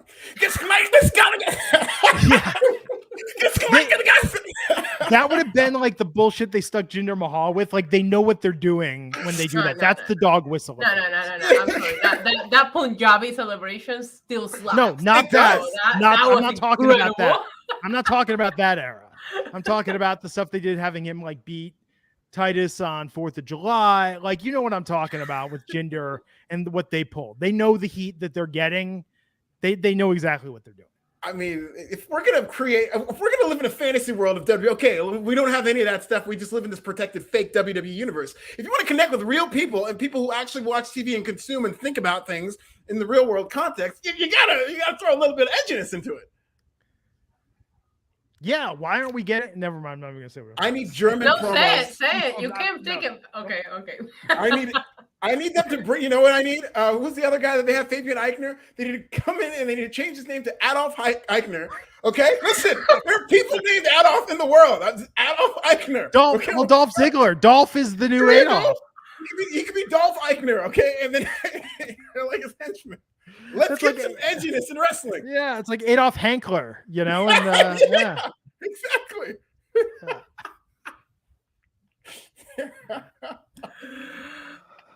Oh man, I thought we were gonna be more tame today because we started earlier, but apparently not. I don't know. This promo was weird. This is dead on arrival, in my opinion, in terms of how this is going to get over. You forgot to mention that next week we're going to get Sami Zayn against Drew McIntyre in a lumberjack match. Yeah, that's right. Now, can't wait. Here's the thing about a lumberjack match. Lumberjack match sounds great. I think it's going to be like a strongman competition. They're going to be running on logs and chopping down trees, plowing a field, doing some feats of strength. But no, it's just a bunch of dudes surrounding the ring. Hanging out. I think wish they were having coffee or having conversations. I want them to put lumberjacks that haven't seen each other in a while, so they don't pay attention to the match because they're catching up. That would be amazing. Catering. Yeah. Drinks. Hey man, where you been? They're just talking to each other while the match is going on. That would be incredible. Okay, well, tonight I got to put over Ricochet because he defended that Intercontinental Championship against Jinder Mahal. And here is a new thing about Ricochet that no one appreciates enough about him. Have you noticed he doesn't even sell the impact that his own offense has on him, where he can go from doing that splash and just bounce up immediately and chain into another move, whereas other wrestlers look like something got taken out of them in doing the big spot. I mean, this guy is on fire right now. They're so smart that they're not having him do promos. I hope the next time he does when he knocks it out of the park. But this was having to do a promo, but you forgot about it because the match was so good. Because before the match, he did a promo. Oh, that's right. He did a it wasn't that good though. It wasn't that good. Because I'm thinking about the match. That's why. Exactly. But it's like don't even having cut the promo. Then it's like I think it's the first win that he gets as Intercontinental Champion, and he looked great. There was no need for the promo. Let him build up a couple of wins before you having cut promos. So he has something to like really speak about. Like I beat a former WWE champion. I mean, he's very similar in a very similar position to Wheeler Yuta, where his wrestling can get him over. Because I love how Wheeler Yuta wrestles. He wrestles with such fire and passion, and he's got great. But his promos are awful. Like his promo before that match against Jon Moxley was just terrible. And but his wrestling is great, and I feel the same way about Ricochet, where maybe not terrible, but they're not his strength. But he can get over with wrestling, and it looks like they're finally getting back to focusing on him now that they're done with WrestleMania. Ricochet looked so good tonight in this match. The stuff he was doing, the way he changed it all together, and he's so impressive against a guy the size of Jinder too. Like it just makes him look that much impressive. When they said Shanky had 9 feet of reach, my first thought that popped into my head was I was like, oh, he loads up those top shelves because he can reach that high. Yeah, same. That's the first thing I thought about. What? Yes. I just agree with my podcast co-host here. Come on. We had shelves put in the garage this week. And we had some high shelves. So I was thinking about that because I was like, I have to get out. I can get stuff up there, but to get down, I need a step stool because I'm 5'11", maybe 6 feet in the right shoes. But yeah, I was thinking as I was 9 feet of reach. I was like, oh, it'd be great. You can get stuff off the top shelf easily, Yeah. I mean, use all your storage space. Good for him, man. Good for him. Yes.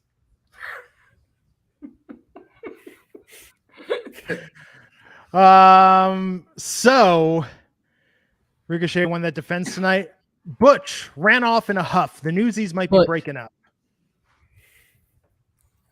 What did you say? I want you to get really close up to the mic and just say his name. Yeah, where's your ASMR channel we discussed, Issa? Where you're just going to do it? I'm going to start it next week. I've been busy this week, but next week. Look at amazing.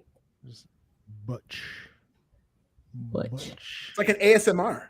Yeah, that's what I'm saying. That's why Issa needs to do the channel. Just saying wrestlers' names. Just wrestlers' names. Slowly. with the natural seductive flair. Let me try one. Adolf Eichner. Yeah.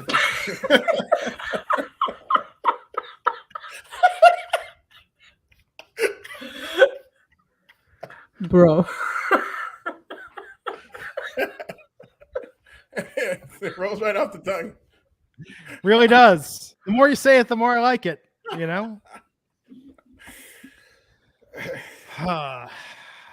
But Butch stormed off, but then New Day was doing a segment. They all attacked.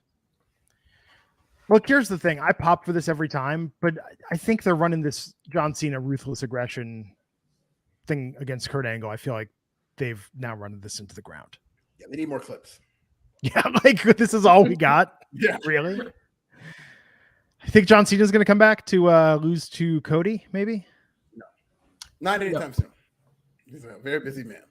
He got sent away by the tribal chief. Let's not forget. Wait, did we cover Butch protecting black women by attacking Xavier Woods? Because Xavier Woods made a G.I. Jane reference, and Butch was all over that, faster than Will Smith got to Chris Rock. He didn't sit back and laugh at it either. He just went right there. Butch was protecting his black women.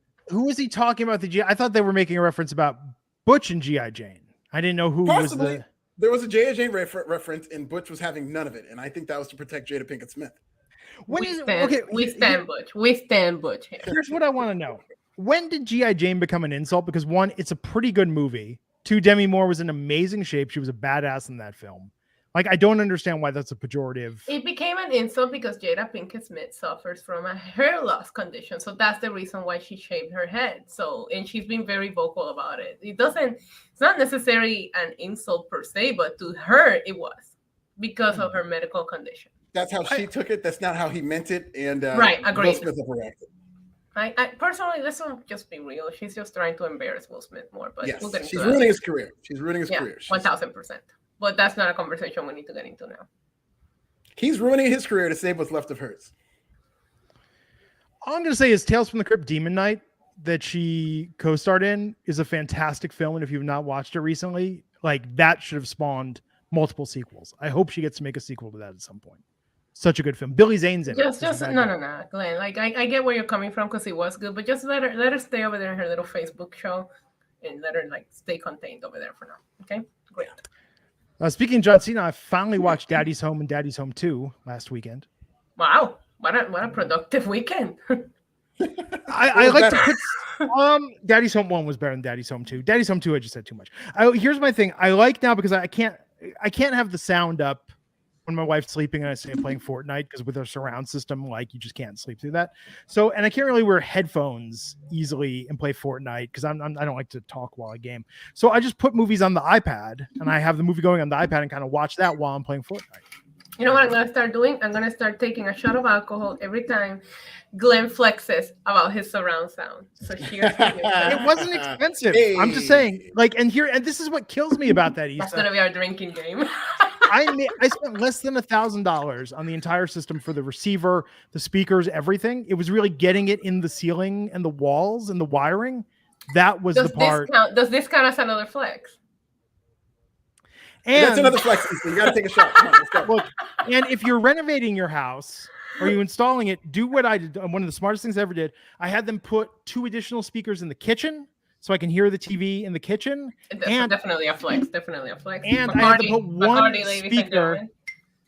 mono speaker in the powder room. So if I get up to pee during a movie, wow, I can hear the movie in the bathroom. I don't have to pause it. And I'm so mad. I've been telling my wife this. Like, it won't even cost that much. I want to get a TV in the bathroom too to mirror what's on the TV out there. So if I go and pee, I can look in the mirror or look at the TV and just Glenn not is have trying to get Issa drunk on this podcast. You need a double shot glass, Issa. That's enough. Glenn, please continue with the show. So when we went to Puerto Rico, we went to the Bacardi factory and we did the tasting. And here's what I love about my wife. If we go to a tasting and other people don't, because people go to tasting and they'll tap out before you get to the expensive one. You go to a tasting and you always get here's the basic one and here's this at the end. It's like, here's the one that's $500 a bottle, the one that's $50 a shot, and we're giving this to you. You get a lot of people by the end of that are just like, I can't drink anymore. My wife will keep score, and after the thing's over, when the people leave, she will go and just pound the expensive shots that other people left. Let me tell you something. When growing up in Puerto Rico, we will go to the Bacardi factory. We will pay for the tasting, so we will get wasted before we went out clubbing because it was a lot cheaper than buying alcohols at the club. So it was a win-win situation. You go to a Bacardi factory, have a nice tour, you get wasted, and then you go out clubbing. But there are always at least 3 or 4 of those $50 shots that people leave in the tasting because they're too, like, why let that go to waste? They're soft. You don't do that. I'm going to start taking shots every time Issa gives me one of these great life hacks. Maybe that should be my new series on YouTube. Yeah. But this is why I'm miserable when I go on cruises, because I end up getting seasick, so I have to take anti-nausea medicine, which means I can't drink, which is just like being sober on a cruise is not fun. Being seasick on a cruise is not fun. I don't know why we've gone on so many cruises. Like, it's always kind of miserable. You're sober on a cruise? Because if I'm taking the anti-seasick meds, you can't drink on those. Oh, I can't remember the last cruise I went in. Not because of time, because I was drunk the entire time.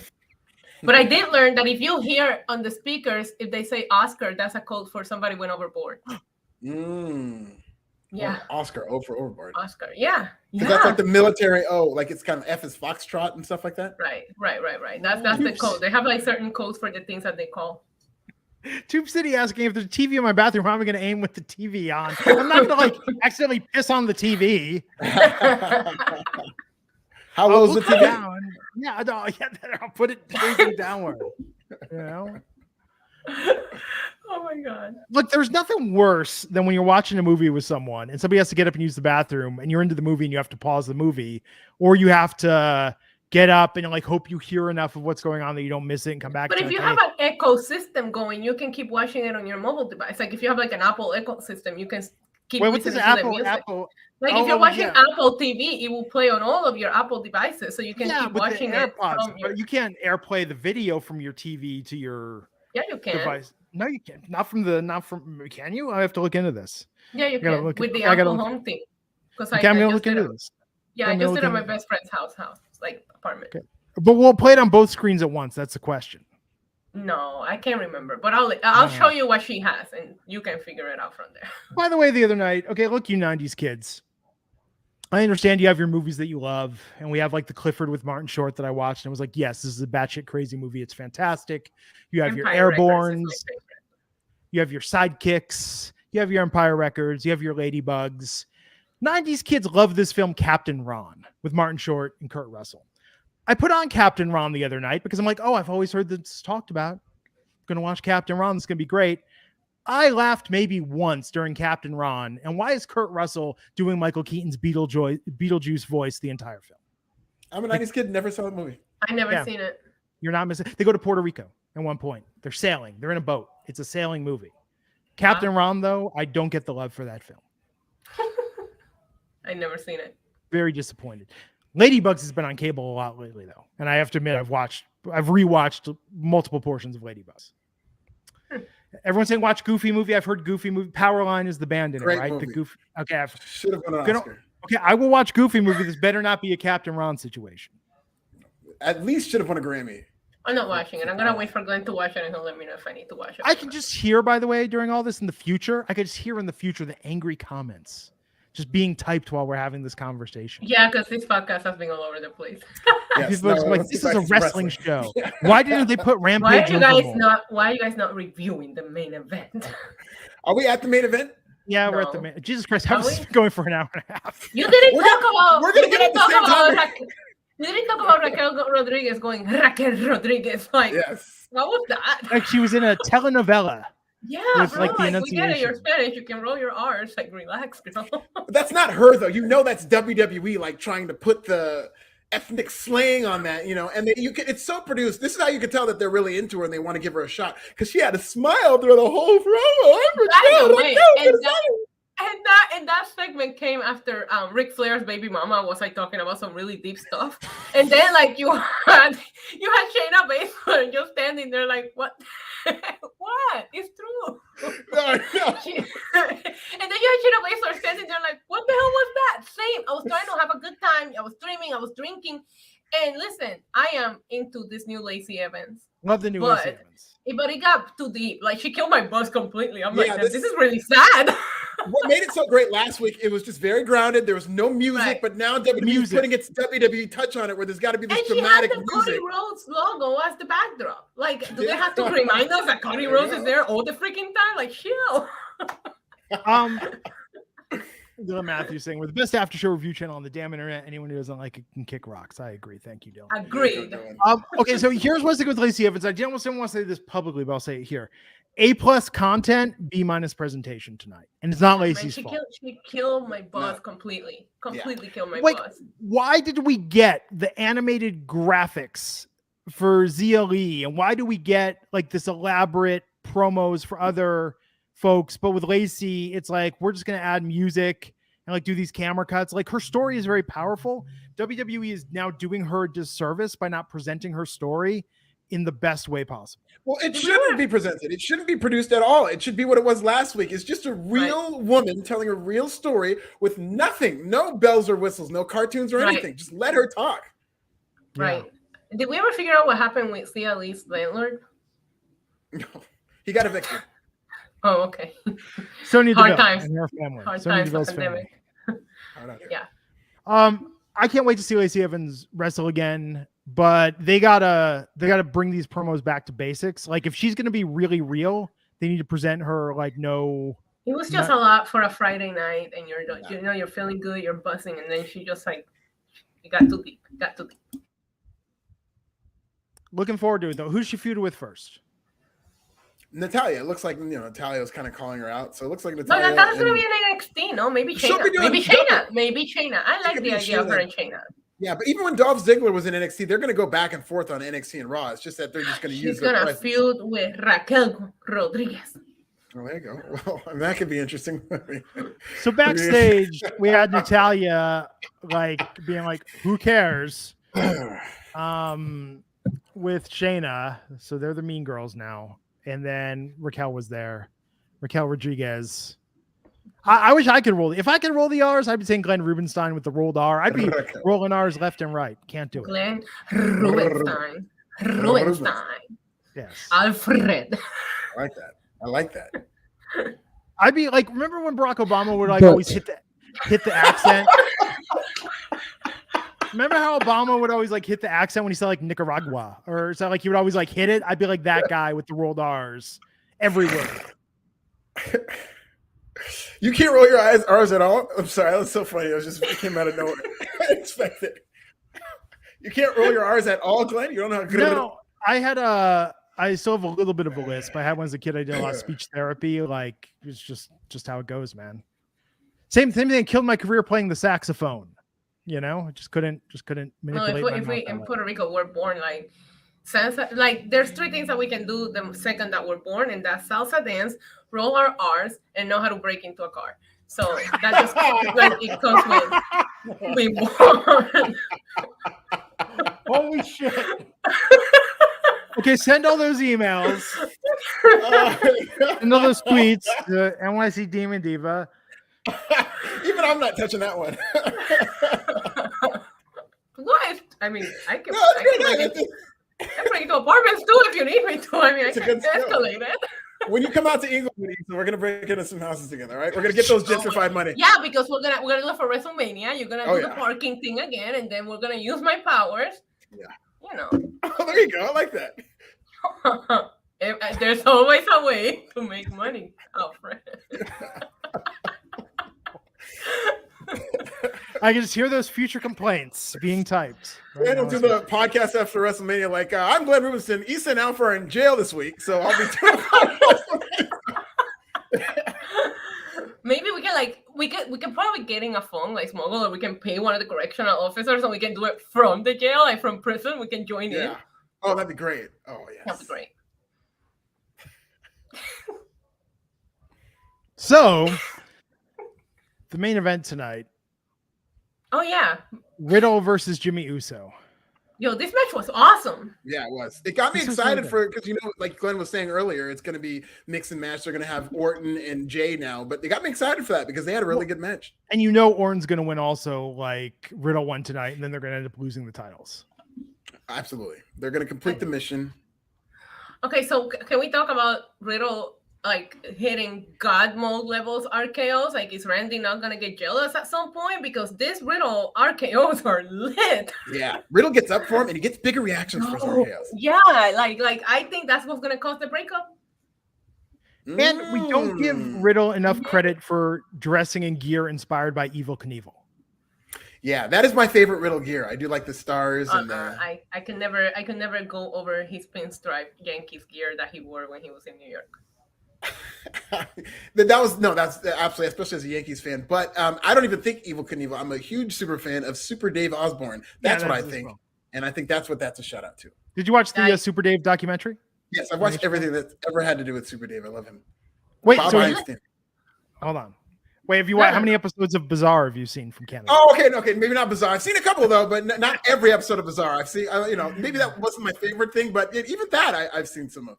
I found a torrent with a bunch of episodes of Bizarre, and we've talked about watching this for 10 years, but we're never in the mood to watch Bizarre ever. Yeah, I don't know where I would get. Is it on anything? Is it on any type of platform platform where I can YouTube. watch it? I'm sure. I've only seen a couple on YouTube, but I don't think they have all those episodes.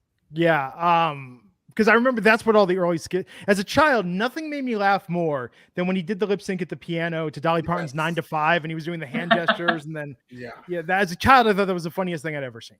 It's great, Super Dave. Okay, so maybe Super Dave, maybe Evel Knievel, but Riddle was in top form tonight. In kayfabe, why have they not made his kayfabe birthday 420? They should have. Do we not know that? Maybe it is. I mean, it's coming out. They said, well, that's what they said. We're 5 days away from that's what McAfee said today. But no, Riddle was great tonight. And this match with the Usos, like, this is going to be probably the greatest tag team main event we have seen. I mean, they killed it at Survivor Series. They saved Survivor Series for me. I thought they had an incredible match, and every time we see them face off is amazing. To Dylan's point in the chat, that's exactly why Riddle's going to turn on Randy, because he's going to figure out that he's so much better than Randy, that he can take what Randy does and do it better, and that's when he realizes he can dump him. He doesn't need him. Yeah. I want Riddle to be the one that turns on Randy, because that will make it that much more heartbreaking, because he's brought out such a different side of Randy, and Randy really trusts him. And they're doing a good job at slow burning that breakup when it does happen. I really want to know what's going to happen with the tag team division, though, once they unify the titles. Like, are they going to go back and forward between both brands? Like, is it brand split ending? Like, I don't know what's going on. No, they're going to keep paying themselves in this corner. Here, I'll say somebody messaged me this on Instagram earlier, and I'm giving them the shout out. So, we'll bring Solo up, or maybe Roman gets the U.S. title and Intercontinental title. But That'd then be what I liked in this DM, let me look at this. One request on Instagram from AK Farhat, who said, and Paul Heyman will get the 24/7 championship. Just to complete. Complete that mission, baby. Yeah, bring Naomi for a photo op. That'd be amazing. And then they will book themselves so much into a corner. They're like, WWE will just have to have a series finale of Monday Night Raw and SmackDown. That's great. And then maybe that's when we can start taking breaks. That's how you introduce it. But this was good tonight. This was a great match. Not as great as what Rampage had for a main event, but this was really good. Yeah. Rampage wins for me tonight. Yes. I think Rampage wins for everybody tonight. Yeah, those of us who saw Rampage were very entertained. But how can it win from everybody when only like a quarter of everybody watches, says Glenn? I know. But the real high point for everyone tonight was this podcast. Oh, 1,000%. This is a great podcast. Well, especially while we were talking about wrestling.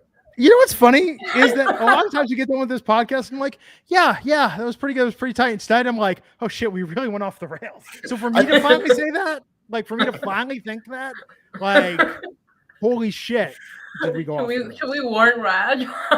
No, I think we're okay. There's no edits that need to be made. I mean, maybe I should edit that one comment. Maybe you should make a donation to a charity of some sort. I feel like we're going to get off of this podcast the same time we usually would when Rampage. That's true. At 8:00. No, this is going to be like when Hank hosted the show the second time, Alfred, and he's going to have to send fruit baskets and, apology notes to Lionel Richie for every time he called him Little Richard. Little Richard. No more shots for me on air. The most low-key joke in there, though, was when he said, and you need to apologize to John Cusack for those comments you made about his sister. Like, you got to think about that for a second, and you go, okay, I get what they were going for with that. It's amazing. Yeah. Okay. So that was tonight. We made it. Yay. What a match. It's over. We did it. We got over tonight. Yes, Dylan saying, speaking of RK Bro, does Randall Orton know that RK Bro is 5 letters, not 3? It's true. Bro. It could be more than that, depending on how long you expand the bro for. Sure. It's true. What movie am I going to watch tonight? Last night, we watched My Dinner with Andre, not about Andre the Giant. For years, I've said as a joke to my wife, well, we could watch My Dinner with Andre. She called my bluff last night, and dear God, was that movie. Have you seen My Dinner with Andre, either of you? It is literally, it's Wallace Shawn, the inconceivable guy from The Princess Bride, and his friend, and the movie is literally 2 hours of them going to dinner and having a conversation about nothing particularly all that interesting. Basically, this podcast, if we keep going for another 20 minutes. Yeah, this podcast, more interesting than My Dinner with Andre. So, gonna have to decide. Maybe I'll watch a Goofy movie. Maybe this is the weekend. This is it, Glenn. This is it. Because we watched Captain Ron the other night, so I think, we're going places. Things are happening. Yeah. Living the dream. She's at NYC Demon Diva. He's at This Is Nasty. Of course, that's Diva with a 1. Alfred's at This Is Nasty. Look for those Fast Nationals tomorrow morning. Fast Nationals weekend tomorrow and Sunday. Happy Easter. We get a Fast Nationals weekend. No promises, but this feels like a Fast Nationals weekend. I'm at Glenn Rubenstein. Is WINC covering Battle of the Belts tomorrow night? I don't think so. Not that I know of. Probably not. They should. Brian Ray's is gonna watch Weekend at Bernie's. Solid film. Solid film. Not so much the sequel.